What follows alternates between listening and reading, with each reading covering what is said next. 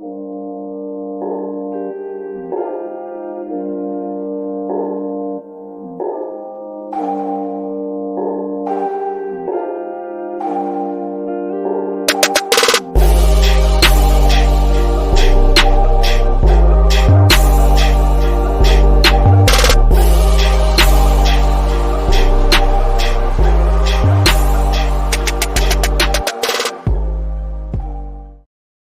here, dog.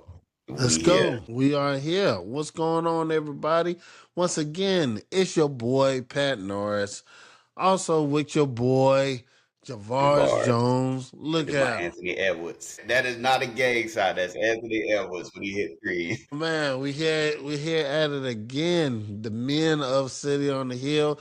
Thank y'all so much for supporting us. Please reach out to us on social media groups, Facebook, Instagram, also on YouTube. Check out our episodes and whatnot on Tuesdays. Check them out. Check The Climb on Mondays, Life Hack on Wednesdays, Yeah. Uncover Purpose on Thursdays, and Lead. Javaris, the lead up on Fridays. Please check us out for the support. Leave a comments too. We would love to interact with you all. Also, hit the like button, share, subscribe, hit the heart button or the thumbs up. We'd love to see that. It helps us. Love on y'all as much as we can in Yep. God's way. Yep. All And right. as you see, it's just us. Ain't no ladies. So that means we got more room to talk. We got more room to share what we Yeah. think, what we feel, what we see. Uh-huh. Don't have to watch our tongues. You just say what we want to say. This away. We sit there like, yeah, I'm gonna just sit this one out. Yeah. But it is a blessing. Y'all know when y'all see us. If you don't know, you about to know. But if you do know, we are the two men of City on the Hill. And when we come together, we are speaking on behalf of City on the Hill, but we speaking on behalf of our demographic, which is men. And so our series, when you see us too, is called Sheep to Shepherds, where we are sheep of the Lord, right? But he has also called us to be shepherds, to lead, to guide, to take care of those who are fellow shepherds, but also sheep. So this isn't anytime we come, we're not speaking at, we're speaking with and for men and those who may want a male's perspective. So with that said, you already know it don't change. We always do a real on the hill, Pat. Yeah. Remember, I don't know if you remember this. You know, I remember everything. But Okay. when we was at y'all house and we was sitting there eating crabs, you know, Always.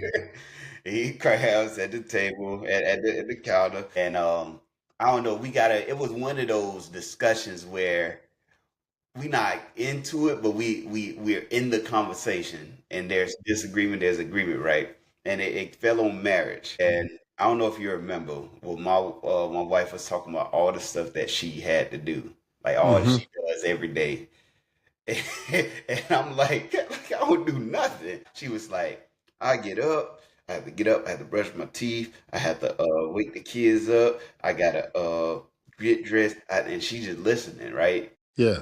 On sticky notes. And then she was like, well, he get up, he go to work, and he come home. And I'm like, hold on. What? I don't brush What? my teeth. I just, I'm at work. I'm home.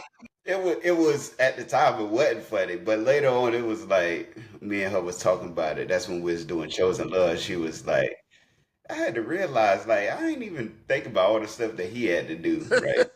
But that leads me to my question for you. Does your family know your load? And when I say your Ooh. load, what you do every day. Time you wake up, what you got to do at work, what your responsibilities are. Do Yeah. they know? Okay. I say somewhat. Okay. Ella, of course. Ella knows.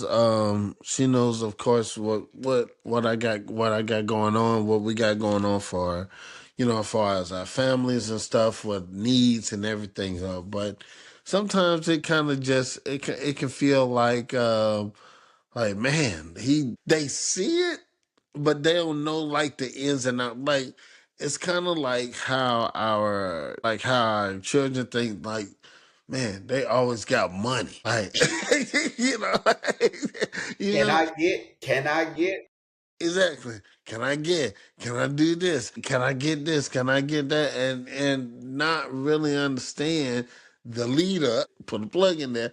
The lead up getting into can I get and everything because okay, we're gonna be transparent. They don't necessarily see how I'll speak for my children. What true struggle really is.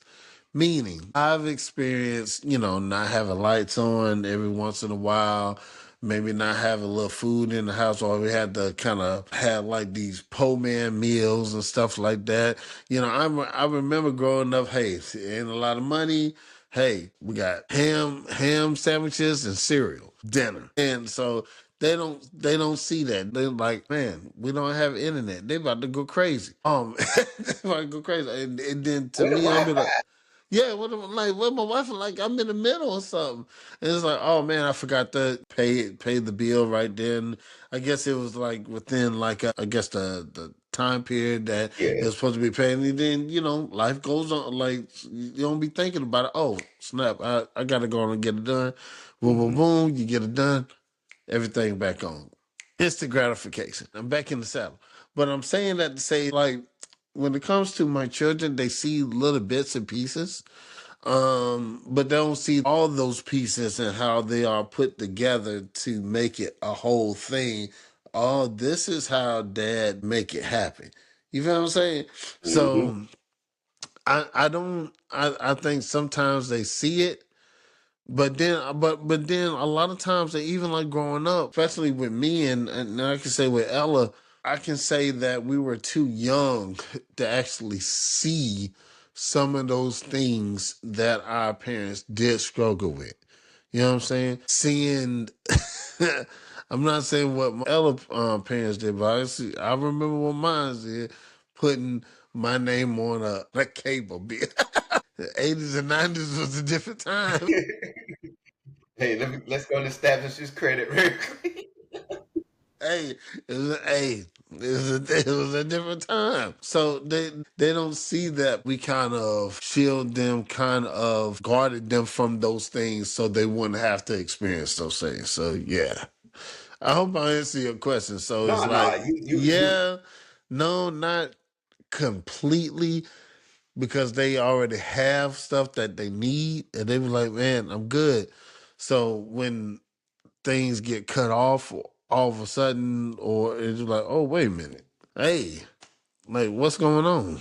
So, No, I think that money piece is funny because money is funny. I think when I call them the CIGs, my kids, like CIG 1, CIG 2, CIG 3. CIG 1 kind of faded off. The can I get? Can I get this? mm-hmm. Can I get that? Can I get this? My daughter got it bad. She has it bad. Like you talked about, like not knowing struggle, right? And I don't think kids should know struggle, right? But Right. the basic understanding of do you understand what you're asking for? I ain't talking about, hey, can we get McDonald's, right? That was like you asked that too much, you was gonna get in trouble back in the day. Yeah. I'm talking about, can we go out to eat today? What? What have I done to make you feel like that is the norm? I know where you're going. Can we go out to a restaurant? I'm like, what you want to eat? I wanted to go to a restaurant. Huh? What? Or is we going to the store? We picking up stuff, not the look. We picking up stuff and we carrying it. And I'm like, Right. what you doing with that? I wanted you to get this. So you're not gonna ask, bro? Maybe that's my childhood. I ain't saying I had a terrible childhood. No, I didn't have my mom to put stuff in my name or whatever. I don't remember that. But there were certain things I knew not to do. Exactly. The likelihood of no was high, and also the likelihood of you asking too many times was gonna get you in trouble. Yep. And why? Maybe we didn't, to your point, we didn't understand, but I ain't saying it was yelling and all that, but if you ask, you like, the tone wasn't going to be a nice, hey, no, we'll get it next time. It was like, no, like, no. But I get you. I get you, man. I get you. It's like we both got daughters, same age. They both kind of act the same way. And like you said, like you get something to eat at a restaurant. Yeah, go and get we're gonna go and eat what we got at the house. A sit down restaurant. Like And what's then it? don't want to use their own money. It's bro. It's like oh, you got some money. They're like offended. Like my daughter worked at Chick-fil-A. Like, hey, you got money. You can get your own little lip gloss. You can get your own little spray. I don't want to. But You then ain't got no reoccurring expenses. walk in the store, she put it on the thing. Come on, man. Let's just go on and get this over. I think that's the dad in us because Yeah. it'd be like, you know me, I'm a say something, I'm a fuss. My wife call it fuss, and I'm a critique everything. So I'm like, going to put up here now. Hey, this ain't the expectation, but it's still sliding across the scanner. It's like that itching. Go and get that. Here, here, you can have. God, man, yeah, man. Let's go. I wanna go back though. The day to day struggle, Mm-hmm. like what we do at work. Right.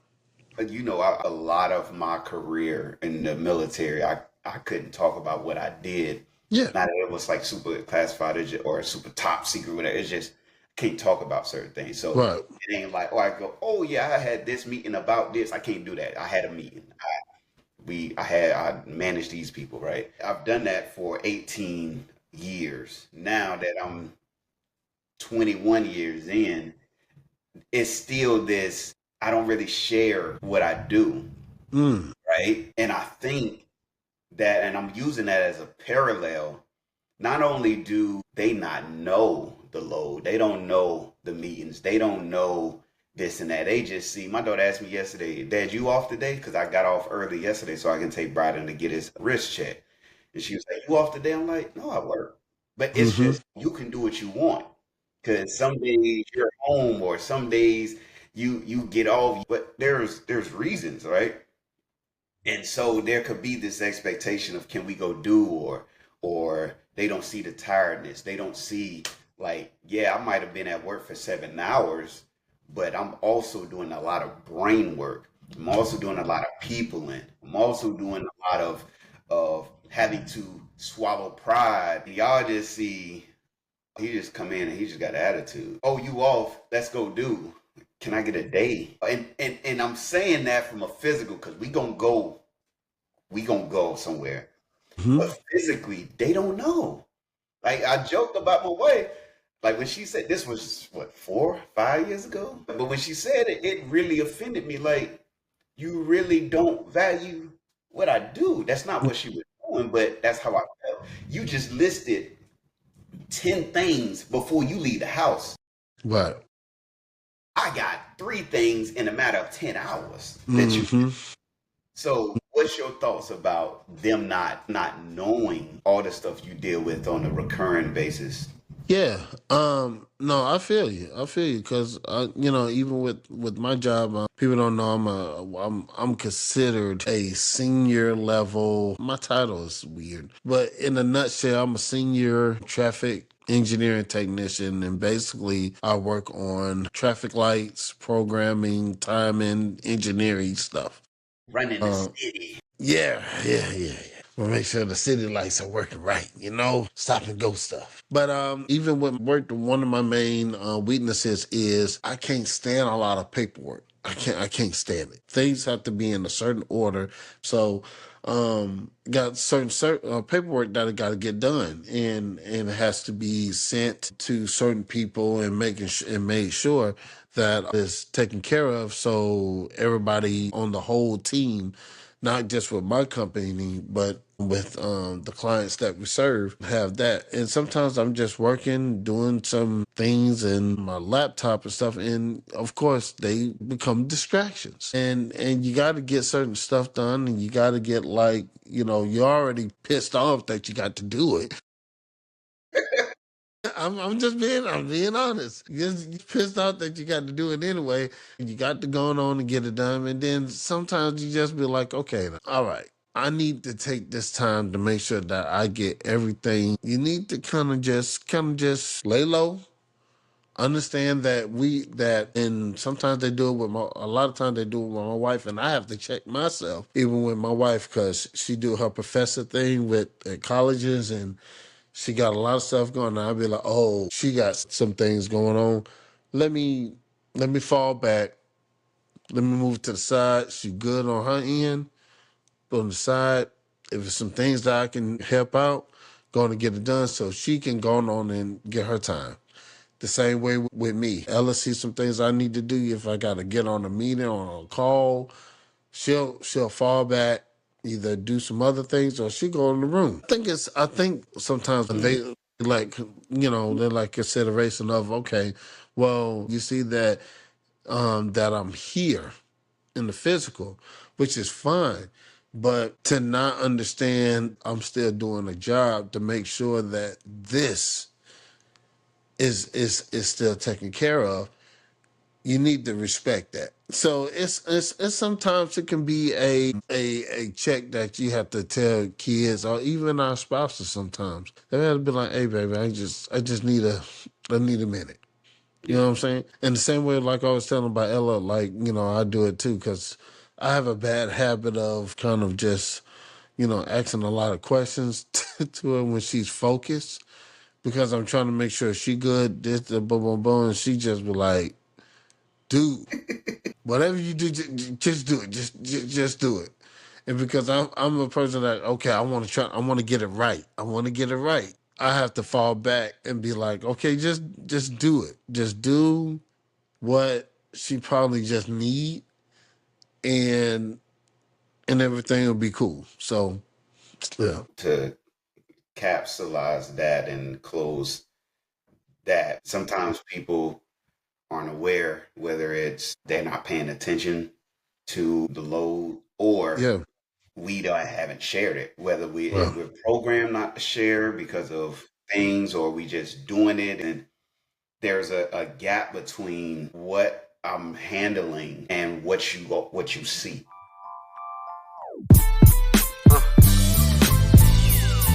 Yeah, what up, world? See, this here's, yeah, a little piece and part of the big picture, peace and art, yeah. Where do I start?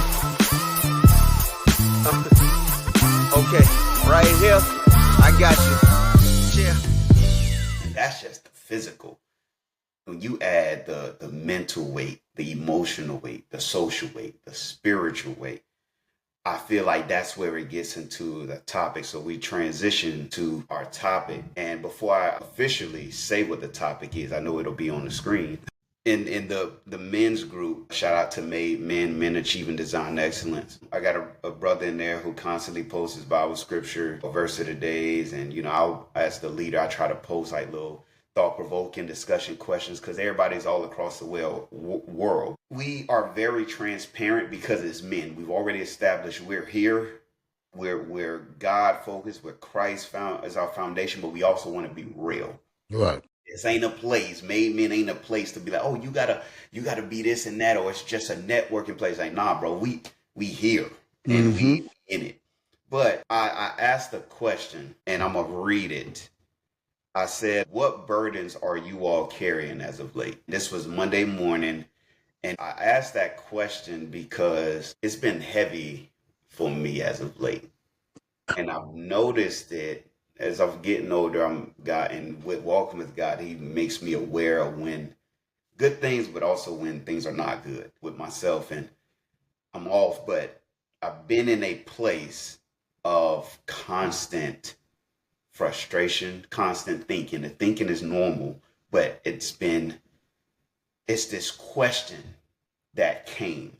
And so as I asked the question, I said I'll answer first because I don't want nobody to feel like I ain't gonna say nothing, whatever the case is. So I said the burdens that I'm carrying as of late Talked about my marriage. I talked about questioning if, and because I coach, if I'm missing the mark in coaching because the kids are not responding the way that I'm used to, and I'm like, what am I not doing right? But both of those leads to this main question, and this is our topic. The burden I'm carrying is the feeling of what I'm doing isn't enough, and that is the topic. Is it enough? And this ain't a question to get a response from people. It's an internal question that I feel like most men, if not all men, deal with. Is it enough? Is what I'm doing enough? I'm gonna say this, Pat, and I want to get your thoughts. Okay. The way that is captured of men and women, men won't respect, women won't love, right? And love is more emotional, more of a feeling, where men is respect. You can see it as a how do I see you? How do I view you? And the reason why I feel personally that respect is big for men is because that attaches to how you see me. If you see me as weak, you're not going to respect me. If you see me as a pushover, or I lack competence, or I can't stand my ground, or whatever the case is, you're going to disrespect it. The disrespect comes from a place of you not seeing me in the way that I feel you should, or that I want you to. Right. And Right. so personally, I feel like that respect factor is a branch off of, am I doing enough? Am I worthy? Am I valuable? Am I seen for all that, not only all that I am, but all that I'm trying to be? So, what are your thoughts on that? Man, just this one question could be like a whole two segment. I think the respect level for men is important. I believe that it's important. I think that it's an earned thing, and especially when it comes to family. If our wives see us just playing like we trying to be a husband and a father, and not actually putting forth the effort in trying to make decisions for the household, or making decisions that keep leading into difficult places in our homes, that can lose the respect level from them. Now, with my experience, I had to actually learn how to be a husband while was in my marriage. And I'm saying that to say this. Most of us, especially when it comes to growing up, do not have that male figure that like, we don't see a lot of marriages that's been together 30, 40, 50, 60 plus years with one person, and that's it. We don't see that often. You feel Yeah. me? And I'm being, this ain't normal. We usually are either the ones that we run away, or we leave the home in the pivotal moments in our children's lives sometimes.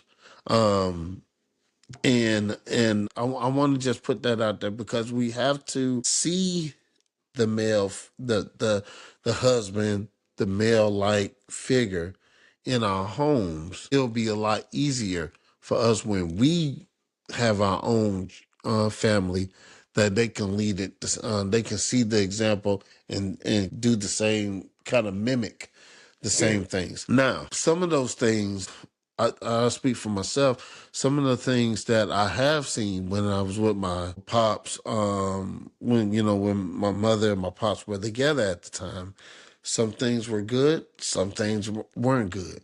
And I pick and choose those moments that I can use, that this was good, this was good, this is what I can put in here, this is what we can do. Some things I'll be like, nah, I'm take that away. I'm definitely taking that away. I'm gonna do it different. Even like with mentors that we may have growing up. I talk about my head coach all the time. My basketball coach, my recreation basketball coach, who's my fraternity brother, and never had a family. Like he just got. I've been married 17 years. He's been married like 8, 10.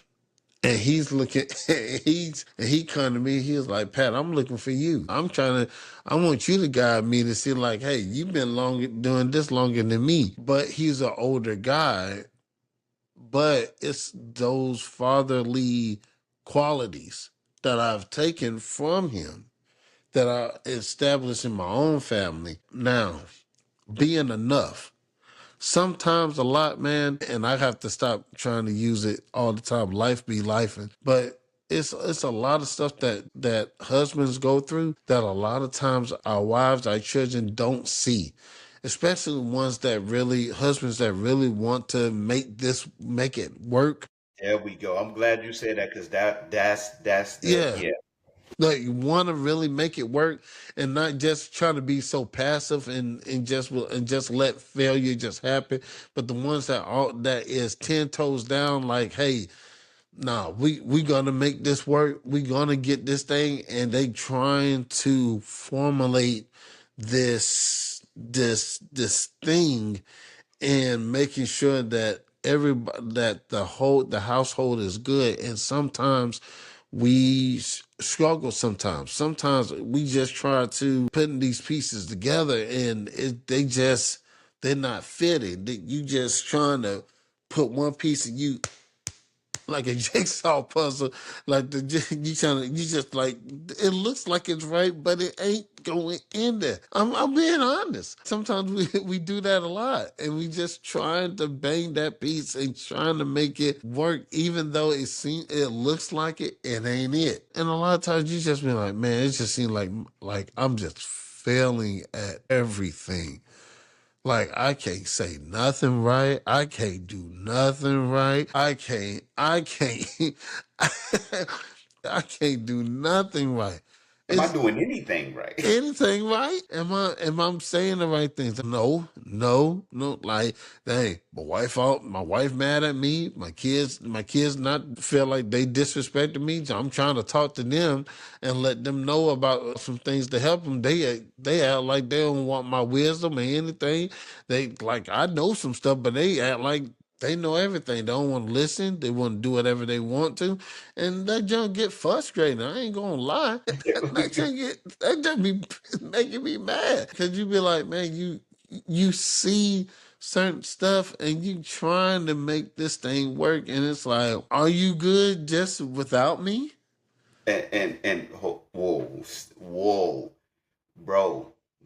That thought, because I was finna say something, but we got to stop right there. You mentioned where dudes leave, and this ain't to give dudes a pass or No, whatever. We've been a part of broken right, homes and dudes right, leaving for one reason or another, but there's right. always a reason. It's just you left or you didn't do. And it's like, not in all cases, but for those who care, sometimes the dudes who care still make choices that hurt others. And they're like, well, I felt like my place was not needed. Or maybe they didn't understand why it was important. Or do you get to the point of, like, do y'all even want me here? Because you seem like I'm getting in the way of what you want.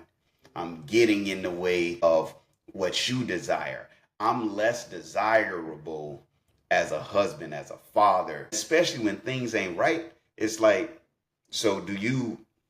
So I guess I just been messing this up. And I'm not saying this is the case, but we speaking from men's perspective. For dudes that care, when they get to a point of questioning, am I even needed? They know they're needed, but it's like, would y'all be better off without me? And I think a lot of dudes feel that, and it's varying levels. I ain't sitting there saying like every day you sitting there like, oh, maybe I should leave it. No, no.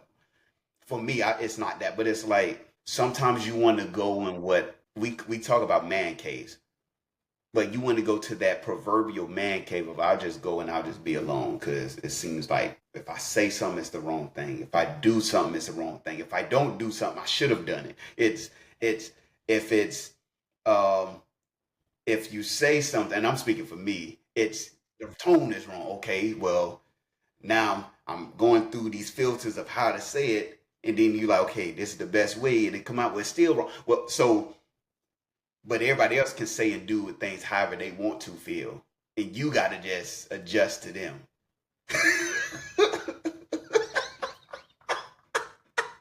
So I gotta adjust, but nobody adjusts to me. That's what the feel is. And when that's when, to me, the respect factor, it's not just talking crap or whatever the case is. That ain't the respect. The respect of is, am I valuable to y'all? Am I competent enough? And so obviously it's top secret confidential information of what we discuss in our group. But I will say just a snippet of what was said. Financial burdens. People talking about not just marriage, but sex issues. Let's pause there. A lot of women have thoughts about men and how they look at sex. We ain't talking about these dudes out here who don't care. Right. The married dudes or the dudes who are committed to one woman, we got different types of sex drives. We have different types of seasons in life. Men go through changes. We go through seasons of, I need it because this is a sense of my connection with you, or I got so much going on that I ain't even really thinking about it, but I need it. You got people transitioning in life. You got physical issues. And so that brings a lot of question marks. And anytime a man has question marks too many, that's when he starts getting scared. Okay. A man that has too many question marks around him, in him, and sometimes beside him, makes him start to feel like I'm unsafe. I can't do. Because if I do what? That goes to everything. But I think I get frustrated when people, especially women, the same way men cannot talk about women and what they go through. I think that same thing has to be allotted to us, and not necessarily from our wives. I'm just saying in general, where only thing men cares about is this. The only thing he wants is this. The only thing, it's like, but have you asked him, where's that coming from? Thank you. Thank you. Hey, what's up, everybody? It's Ella, 1/4 City on the Hill. I hope that you are enjoying this current episode. Make sure you drop a comment and engage with us. We would love that. I wanted to stop this episode just for a second to let you know that we do have a merch store, and it is full of items adorned with the City on the Hill logo. Just know when you're shopping this merch store, you are helping us as City on the Hill continue to creatively spread and disperse the word of God to all those that will hear. So we appreciate you. We love you. May God bless you in advance for your efforts to shop this merch store. You can find the link to our merch store in the description within our channel. And again, we love you. God bless you for it. Now let's get back to today's episode. Bye. So I'm gonna just finish these sex and marriage. You got people who are devout Christian men to feel like, am I meeting God's mark? Bro, That's a big one. That right there, I'm in that. Me too. So let's stop there then. Well, talk, if you don't mind, talk about that or where you are with that. Man, it honestly, it's like, man, meeting God's mark. For me, it's like, am I truly doing truly doing your will? Like, am I actually being the priest in my home?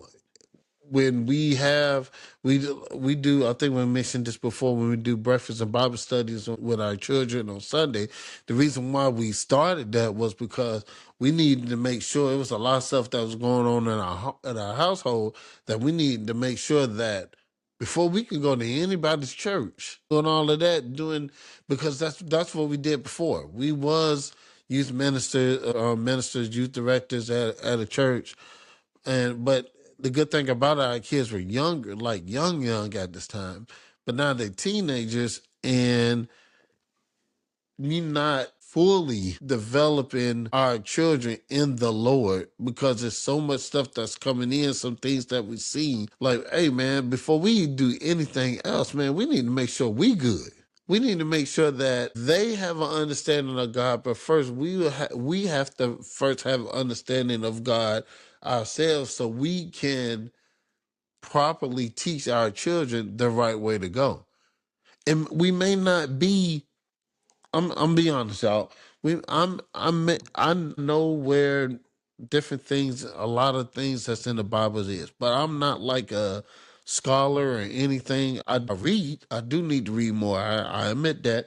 But I do read when I'm in that, I'm in that. But if I'm not doing what I tell you to do, I'm a hypocrite.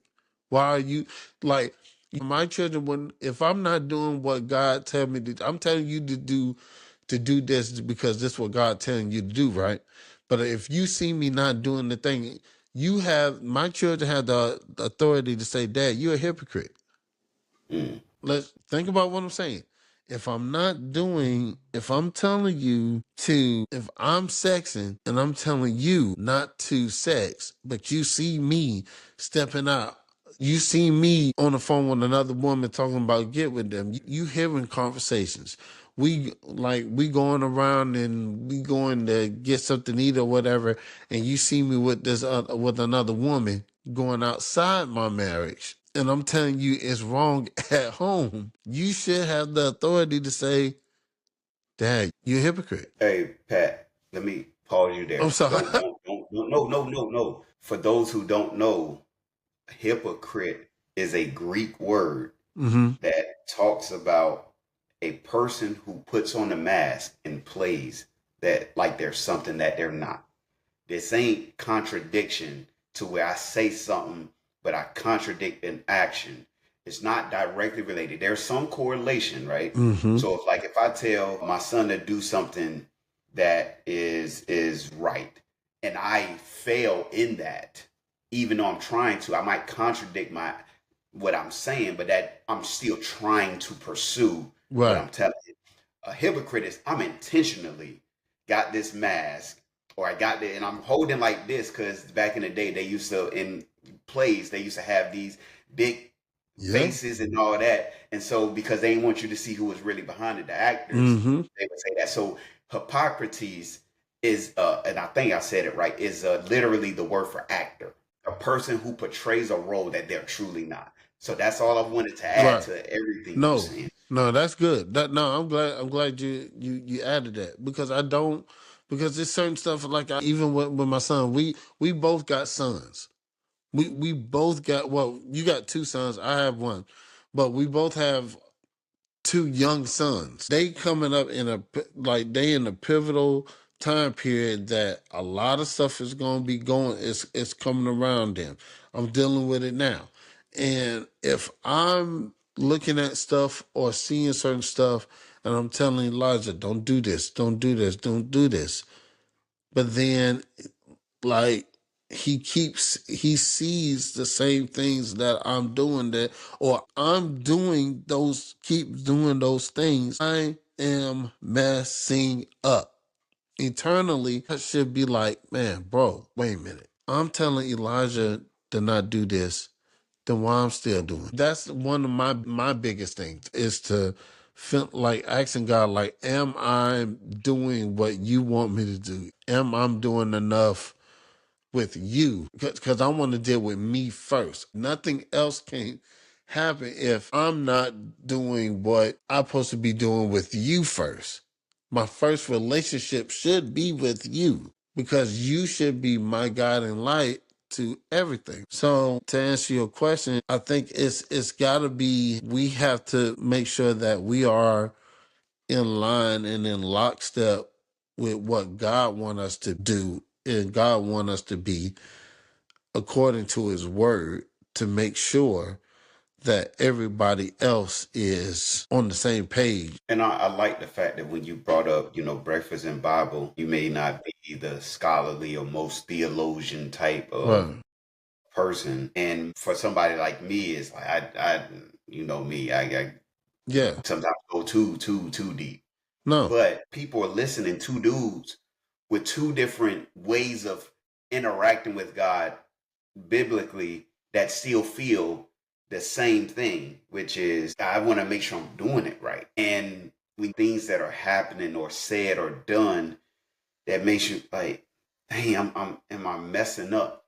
Yeah. Or for me, it ain't, dang, am I messing up? This is where you messing up. I'll give this analogy. I was thinking about it today in preparation for this. When God is correcting me, I handle God's correction the way I do man's correction. In our family, we got something that 2 years ago I brought to the table and everybody agreed with. And so we said, nobody in here likes being corrected. We state that to let you know that it ain't going to feel good. If we can admit that we don't like being corrected, that shouldn't stop us from leaning into the correction. But I bring that up because when God corrects me, I naturally get offended. So we just not going to look at everything that I'm trying to do. And I obviously don't talk to God like that, but I feel like, what else am I not doing? Let me ask you a question. When you say that, do you get to a point that it seems like the negative outweighs the positives? 100%. And it's like everybody or certain people or just people in general, like harbors on the negatives more so than the positives and focus so much on the negatives that they just dismiss the positives. Bro, 100%. And I want to go further than that. With my personality, I stay in pessimistic. I was born in what Bane say. I was born in the dark. I was molded by it. It became my ally. So the darkness is where I lie. So Yeah. I'm laughing about it, but fear comes from a place of questioning, right? Insecurity. And so my personality, I'm not even saying it's bad because it allows me to critically think, but I am naturally a critiquer.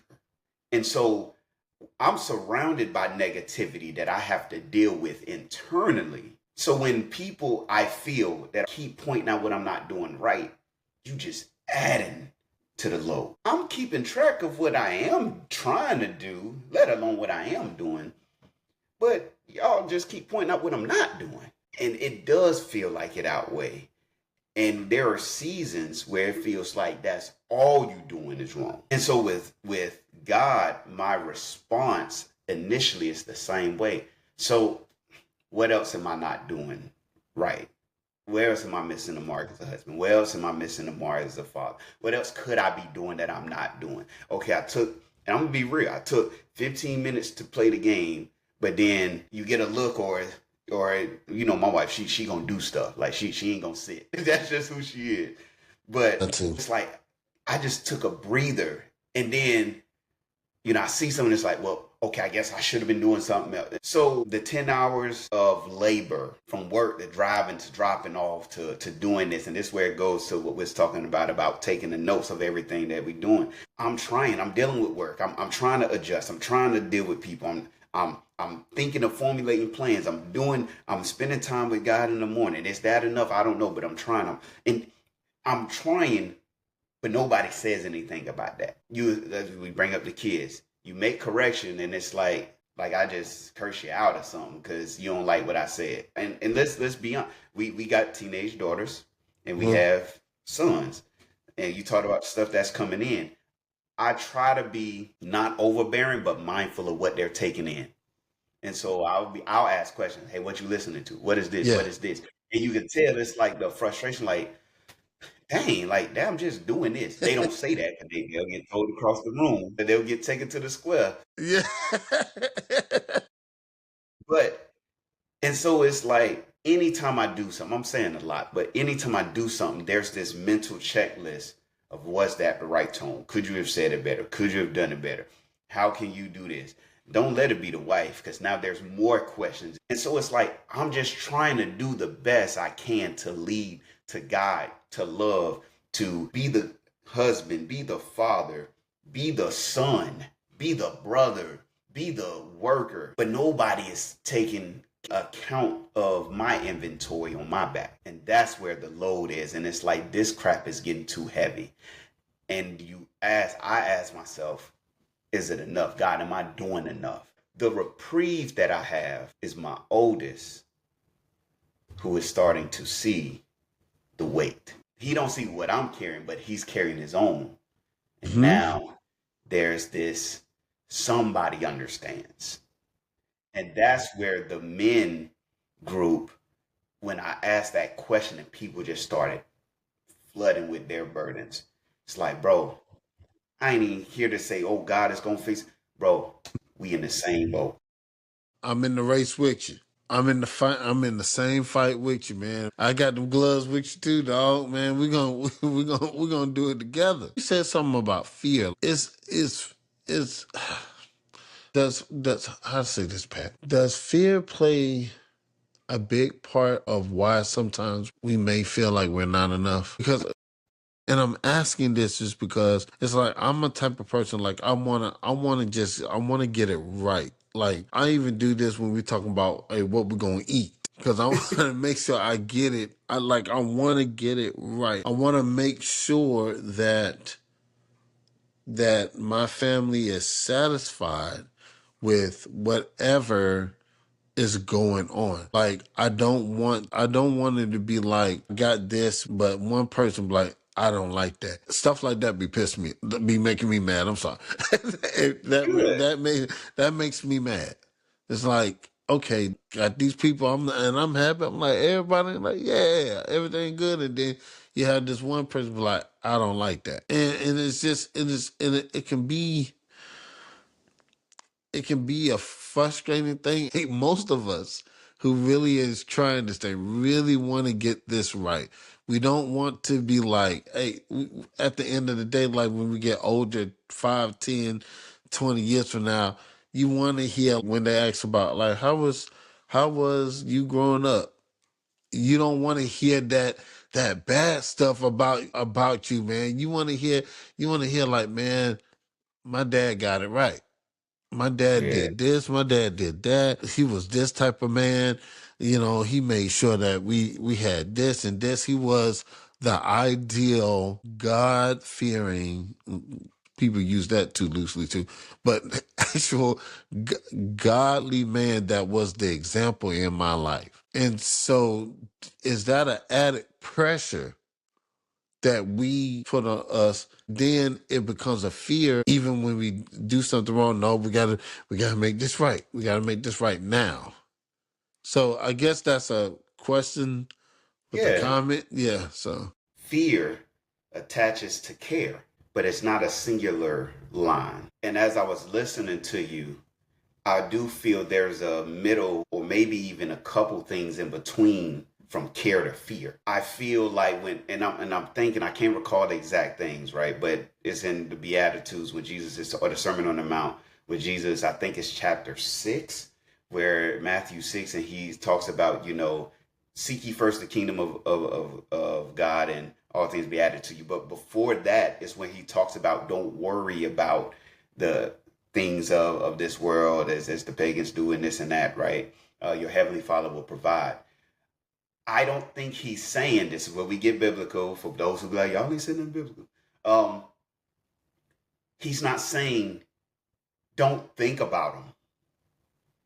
He's saying don't worry about those things, or what you're going to eat, what you're going to wear. Pretty much he's saying the necessities of life, the things that you need, the things you feel you need, don't make them your top priority, because your care will go to an unhealthy place and you will not esteem and place God in the right place. Personally, my care naturally attaches to fear.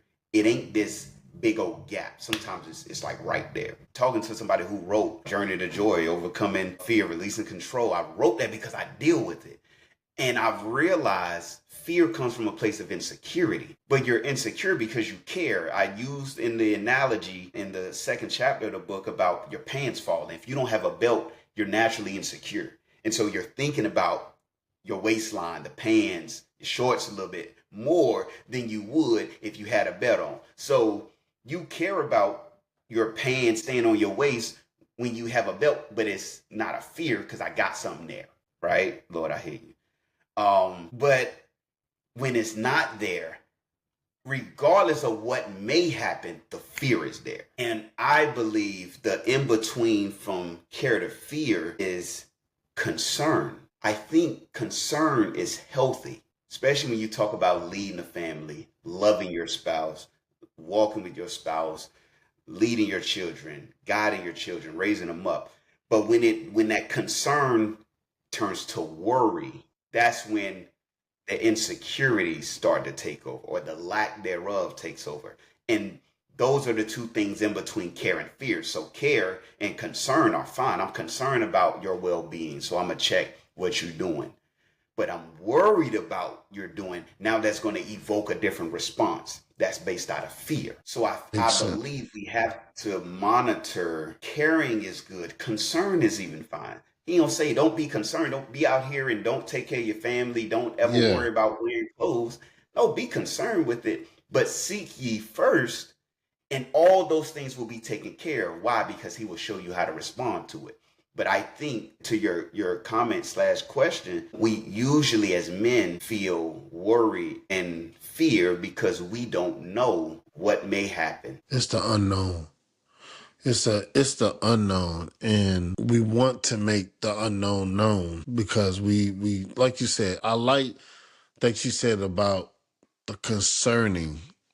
Like we are concerned. I think, and like you said, it's okay to be concerned about some things, but then we have to determine what's being concerned and just being fearful of what outcomes is going to be or whatever is going to happen. And it's like, man, that's so good. I think with us as husbands and even as men, you have to do it afraid. And I say this all the time. You have to do things afraid. You have to put yourself out there and let's just see what happens. If it fails, it fails. To me, it's like, learn from it, do something different. Just don't make the same mistake. Learn from it, just don't make the same mistakes. But just doing it and just doing it scared. Like this past week, we had to do some things that had like the pride in me. Like had to be like, man, you got to do it. Don't want to do it, but you got to do it. And it's going to help us. Howsoever, if I could do it myself, if I could have did it myself, and we could have did it ourselves, cool. It would have been no problem. But 9 times out of 10, it wouldn't fix the problem. So doing what we need to do, I had to say, baby, I got to do this. I'm talking to my wife, y'all. I had we got to do this. I don't want to do this. You don't want to do this, but we got to do this. And to have that thing in your heart, to have that thing, and it messes with you, and you be like, man, why? Why? This small thing would make a big difference for the whole picture. It would free up a whole thing for the whole picture. I hope that we are putting nuggets out there for men and women. This is for women too. Like we want to just make sure that we put things out there that is practical and everything. But to get a whole picture, a whole portrait done, it starts with one line, one dot, one small brush stroke, painted a whole thing on picture to make something beautiful. Pat, you are in. No, continue. No. It's about to be 6 months of bliss. Football season is coming. So that's what I call it, 6 months of bliss. To get to that touchdown, it just takes one play, that first play, just to start getting you some yardage. It may be a whole 10 yards for a completion. It may be 5. It may be 1, but it's a start. It's a start. To start winning basketball games, it starts with one basket, one single point. Something you said is captured in my book, and I can't remember the chapter, but the focus was take courage. Encouragement is placing courage in a person. That is what you're doing. When you say, I'm trying to encourage somebody, I'm trying to give them courage in times where there's instability, shakiness, whatever. Mm-hmm. In the Bible, there's a couple times where it says, take courage. Jesus says that to his disciples at one point. Or the angels says, be afraid not, right? Or take courage, right? And when you said, like, look, I don't know how this is going to feel or what this is going to look like. Pretty much, I'm scared, but we got to go do it. Bro, I don't think people understand that insecurity and the absence of certainty is the opportunity to take courage. At the same time, the acknowledgement of, yes, I'm unstable right now. It's so important. And a lot of times men feel like, I can't say I'm unstable. I can't show I'm unstable. Can't show that it's too heavy. I know we got to go forward, but I'm heavy right now. And I want to, as you were talking, you gave me an opportunity to look. It was Matthew 6. So thank God for being right. But verse 25, if you read it in the normal versions, I'm saying normal, like the ESV, NIV, King James, whatever, most of them say, therefore I say to you, do not be worried or do not worry about your life, right? But when you look it up in the Orthodox Jewish Bible, it ain't the word doeg. So anybody who don't know, I know Hebrew. So doeg is a care, a concern. Sometimes it's used for worry, but it's not the intense version of worry. It's more so care and concern. I'm concerned about you. The way that it's translated in the Orthodox Jewish Bible is, do not let your lev or your heart be rogez, which is anxious. Rogez means unstable or shaky. So ultimately what Jesus is saying, don't let what you are not sure of shake you. I want people to understand the uncertainty is there. He's acknowledging, but he's saying, don't let your heart be stuck in a place where it's shaky. You can care, you can be concerned, but don't let it become anxious, because it's like an earthquake. Everything's now shaking and nothing's stable. You have to be stable. Let your heart be stable in God. I want to say this before we continue. There's something I do want to end with, but tell me if you have dealt with this, you deal with this, or you know men that have dealt with this, where that, am I doing and what I'm doing enough, where it translates or it transitions to, am I enough? Okay, repeat that one more, man. Repeat that one more time. I'm sorry. Now you good. So I'll give a little background. So Okay, men deal with, we talked about the value, right? got you. And so that's where it goes to, am I doing enough? Am I doing Yeah, respectable stuff? Men deal with the idea of concept of worthiness. got you.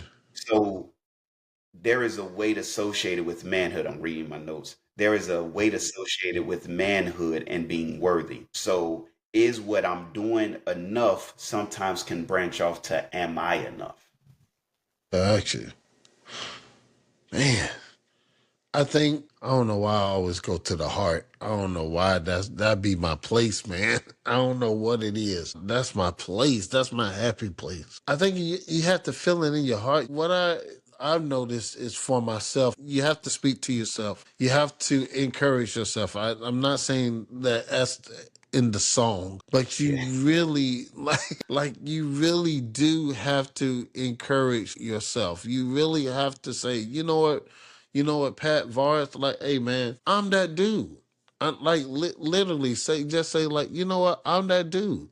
When I do feel that anxiety or that fear, or be like, man, I'm feeling like I'm not enough, and I think about, okay, what's all the good things that I've been doing? Well, I did this, okay, that's great. God, you provided this. You allowed me to do this. Without you, this would have never happened. So I guess I am enough. It's kind of beautiful. Like when we went to Augusta this past weekend. Well, we went to a funeral. Had to bury one of my line brothers, and we had to drop the children off in Augusta, and went, got something to eat and whatnot with my grandfather. And we coming out the place, and I see my daughter tearing up. I'm like, what's wrong? She's tearing up. But it's because she sees her grandfather. And of course, he's older, needs a little more help, but she absolutely loves him. But we teach it, we teach and we train our children like, hey, the way that you act towards people, like the way that me and your mother showing compassion and act towards people, you need to do the same thing. Especially with our older brothers and sisters, sometimes they do get ignored a lot. I can see that her heart Hmm. for my grandfather. and how much she is showing that. And that's all the teachings, the things that we are telling our children in our home. So seeing that allowed me to be like, you know what? I'm enough. Like Mm. I'm saying these things that God, that even Jesus did for people that's in the Bible over 2,000 years ago. You know what I'm saying? Doing that and sharing that and seeing the evidence in our children is something that, like, man, that's been there. We've been saying that from the get-go, from the jump, from the beginning. And it's manifesting and they understanding now. It's a lot of things. Of course, they still gonna things that you tell them go one end or the other, but it's just okay. Prime example. It's just like it's the word, the phrase "keep living," and the things that my grandparents, my parents, our parents says it's coming to fruition now. We about to be now in our 40s. You about to be 40. Come on, come on to the club that I'm seeing. that I'm seeing. That it's kind of like, wow, okay, I get it. So to me, to really speak to myself and be like every morning and be like, okay, God, when I'm feeling like I'm down, like I'm feeling like I don't think nobody's listening to me or nobody's understanding what I'm saying. Help me see the evidence. Help me see the evidence.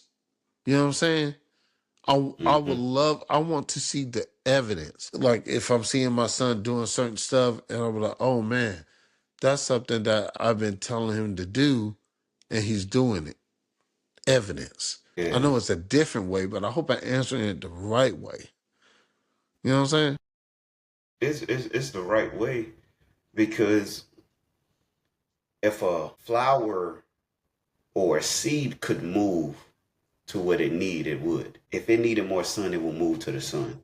Yeah. It would move to water. And what you're saying is we have to place ourselves in the sun.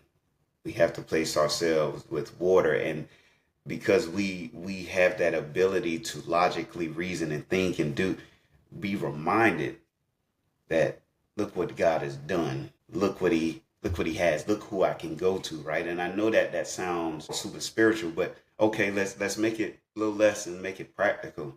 Like you said, look at what you are doing. Mm-hmm. And then don't stop there. Take inventory. Look, man, what am I doing? What am I trying to do?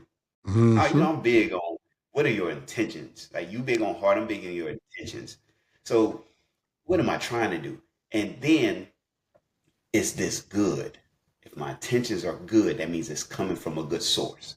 So, and that source ain't me. So now that means that God is with me. And when you was talking, what came to me is men who are trying have to Yeah. understand and remember that God has not only entrusted us to do jobs, to do a mission, fulfill a role, lead our families, love our spouse, raise our children, all these things, work and do all this. In that entrustment, there is trust. He's trying to say, can I trust you? So the load that we carry is a platform to build on the trust that he is trying to see. Can I trust? I scan the world and I'm looking for a righteous man, not a perfect man. I'm looking for somebody who has a load, not to not stop, take a break, but to keep going, to take courage. And that piece is where we move our flowers, so to speak, into the sun because he will remind you, I'm with you. I got you. There's some correction, but even in my correction, I'm with you. Like I always say, if a coach ain't talking to you, that means he don't care. So Javaris, as I'm correcting you, I'm actually answering a prayer of help me to be more like you. There you go. You asked for that. So now I'm finna show you those things. And it ain't always fun, but this is a molding. I'm molding you. The burden is heavy. And I just wanna end with a thought. that just came to me as we was going through this. We want to talk about loads and extra pressure and all this. 1 Samuel chapter 30. It's actually one of my favorite stories, and it's one of those, every time I come across it, I'm like, I love it. And then, because there's so many stories I end up forgetting about it. But every time I come across it, it hits me as a man. Yeah. And I don't think a lot of people know this story, like people who don't really read the Bible. But so I'm not going to read, I'm just give you the cliff notes. David is not only on the run from Saul, he has abandoned his place and he's now over in the land of the Philistines, I believe, if I'm not mistaken. Him and his boys, his crew, his fighting men. Yep. And so David, they got a lot with him, right? As far as people, as far as wives, children, stuff. And so they settle, and the men go and they go do something, right? Now, and this is what it says. So David and his men came back to the place. They came back, and the place is called Ziklag. And when he gets there, him and the men come back from fighting and winning a great battle. The Amalekites had raided his home, or the place that they were staying. And they had taken the place. They burned it with fire. They took the women and children. They took them captive. And so you got these men who come back happy and immediately are hit with distraught, with, other than death, the worst thing they could have. Not just my stuff, my children and my wives are gone. We're in the midst of a burden of trying to stay alive and escape Saul and all that and just stay alive. And God has made a promise to this man, so we trusted him. And David, I got this promise, so I'm trying to lead, right? We go out and we fight, we win. I'm feeling good. And I come back, and everything that I cherish and love is destroyed and gone. It says, then David and the people who were with him raised their voices and wept until they had no more strength to weep. These are warriors. These are dudes that make their living of conquering righteously, but they win and they're crying to the point that they couldn't cry no more, which means, I believe, and man, there's so much in that, they feel the weight. It says David wives had been taken captive, and David was greatly distressed. So now he's the leader and he's distressed. And the people, the men, now talking about, let's stone him, because they're in pain. Now let's go from the men and go focus on David. I'm leading, I'm on a run from Saul. I'm doing the best that I can. I'm leading, and we go out and we win. So not only am I feeling good, but I'm walking in my purpose, right? And I come back and my family is gone. But the men that I'm stewarding over, their families are gone. And now they're talking about I'm the reason that they're failing, that they have failed. And it says, because all the people were bitter in their soul, each for his sons and daughters. But David, this is the but. David strengthened himself in the Lord his God. And David said to the priest Abiathar, bring me the ephod. Abiathar brought him the ephod. And David inquired of the Lord. This is where it goes to what you're saying. Should I pursue after this band? Should I go after these Amalekites? And he says, if I do it, will I be successful? Will I overtake them? Because I don't want to go out here and suffer another defeat. And it says, the Lord answered him and said, pursue, for you shall surely overtake them and shall surely rescue. And David set out, and 600 men were with him, and they went. And you keep reading, and it says they end up finding them, and they end up winning, and they got everything back. Yep. But I want to highlight David and his men were already carrying a load they didn't ask for. They were already husband and father, so they were carrying that load. Yeah. They were walking in purpose in the midst of disaster and chaos, only to come back from victory and feel like they failed. And David, the leader, is now having more stress and burdens on him to say, you caused this. You can't tell me. He's like, have I not done enough? That now this is added. But he goes to the Lord, and the Lord says, pursue, for you will be victorious. Yeah. So this was unplanned, right? As we feel like whether it's us, whether it's people that make us feel like we ain't doing enough. We not saying the right things. We could be better. Know that there are great men who went through the same thing.